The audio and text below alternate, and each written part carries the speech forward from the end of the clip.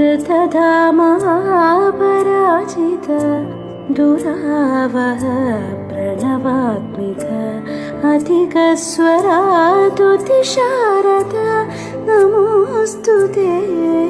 श्यामाम्बरं मुखसागरं तुलसीदलम् अतिसुन्दरम् कनकासुखं